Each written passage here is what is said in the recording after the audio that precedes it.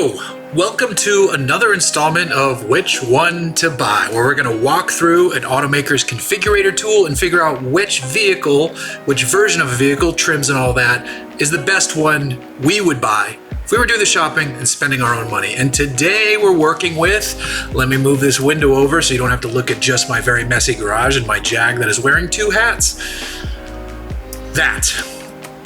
We're building the new Grand Cherokee L today. Move this over a little bit. Here we go.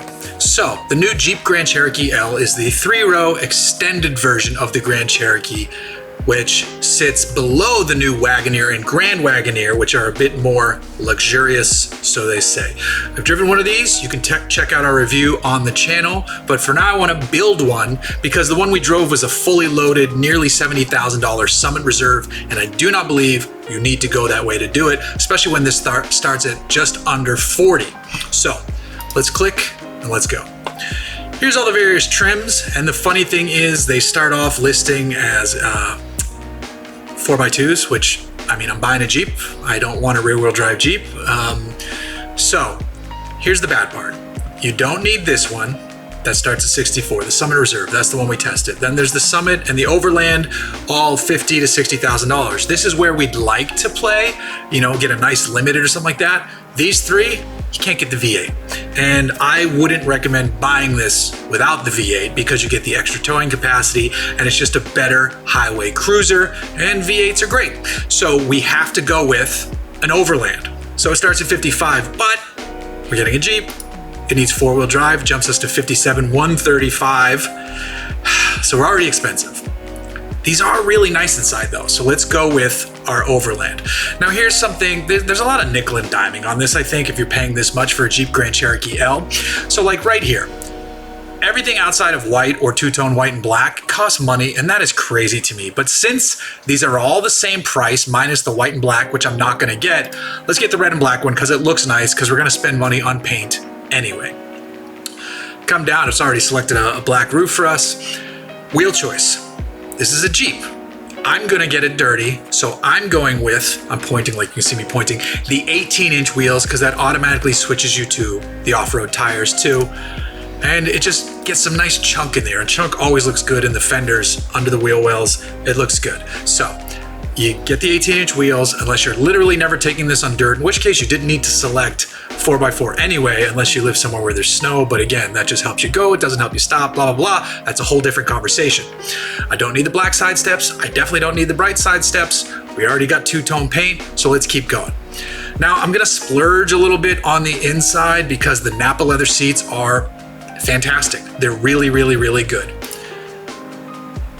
And it's funny because it already selected the, I mean, we only have one choice here, the 10.1 inch Uconnect display, which I would have chosen anyway because it also adds in more speakers, the better sound system, all that good stuff. Here's another example of nickeling and diming you though, because the sliding second row, so it's easier to get to the third row, you have to pay money for that. And that is cheap because you should get that option, but I'm not gonna get it off. I'm not gonna get it out of spite because I'm trying to get out of this for under $70,000. Yes, I know the Summit Reserve starts at like 60 something, but as soon as you add options to that one, you're at 68, 70 anyway. So we're trying to start lower and build in a few things that we want, whereas the Summit Reserve just kind of throws everything at you.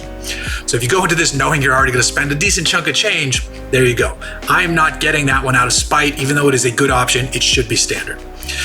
Here's where we're gonna split up a little bit. So some of you might like this because this has really cool features. The night vision camera is awesome. The head-up display is really useful for a bunch of people. So I like this, but I already, once I selected the 18-inch wheels, I have the off-road group selected now. So this is where it comes down to, are you gonna actually use this in the dirt or are you just gonna be mainly on the road? So if you're gonna stay mostly on the road, stick with the 20s, save your money, don't get the off-road group, and then get this advanced, it was in my eyesight for my webcam, get the Advanced ProTech Group 3, because their prices are fairly, well, you know, relatively close. You're already spending, in the grand scheme of about how much money we're spending here right now. So I'm not going to check that. I'm happy with the off-road group because you get some skid plate protection, you get the trail rated badge, and then you get, you know, the tires and all that good stuff. You get a beefier rear axle. The luxury tech group is already selected because of the trim we're in. And here's where, again, we're at 62,615 right now, and it's going to get a lot more expensive because, like I said, you got to add in the 5.7 liter V8. It is necessary here. I highly recommend, if you're going to get a Grand Cherokee L, to get the V8. 7,200 pounds of towing capacity. I think it's 390 pound-feet of torque. It is a nice cruising vehicle. It is comfortable. It looks good. It feels good. All that good stuff. So that's it. That's where we're at. This is how I would spec my Grand Cherokee L if I were spending the money on one. Our finished price out the door, including destination and handling, because we had $9,000 in options, over $9,000. We're at $65,910. Listen, that's a lot of money. The Grand Cherokee in the higher trims, though, is a very nice machine. And the Wagoneer and Grand Wagoneer above this are reaching even more into the luxury and premium space. The interior of this thing, at least in the Summit Reserve I drove, felt like a luxury car. It was that nice inside. Now you add in that great Hemi V8, you add the trail-rated off-road capability, and you actually have a very capable and useful, and I think good-looking, three-row SUV. I like the treatment around the grille. I think this lower grille could use some work, but I do think the roof line and the shoulder line of the Grand Cherokee L actually look a bit nicer than the Wagoneer and Grand Wagoneer, because that to me looks almost like you've taken a Durango and slapped the Jeep face on the front, where this still kind of looks like a Grand Cherokee, at least one that we're somewhat familiar with. So there you have it. This is how I would spec my Jeep Grand Cherokee L. This is how I would spec my Jeep Grand Cherokee L were I to buy one. However, there's a caveat here, because, and this is going to be more expensive, but on the flip side, there'll be incentives and rebates down the road. Word has it that there's a Grand Cherokee L 4xe coming out, and that's a plug-in hybrid, and that is likely going to be the one to get, because here in California, you'd also probably get HOV access, which is just so useful. It's crazy here. And this is also ahead of any potential, there could be a 392, which would be amazing. There could be a Trailhawk or Trackhawk version, which would just be nuts. But barring those ones, forgetting about, the monster performance ones, the one to get would be the 4xe, but that is not out yet. We will revisit this down the road if more of these versions pop up. So for now, it's this one. This one is a good place to go, and I think you would be very happy. Which trim do we get? There's so many trims. I think you'd be very happy with this Overland model, keeping it under 66, just barely.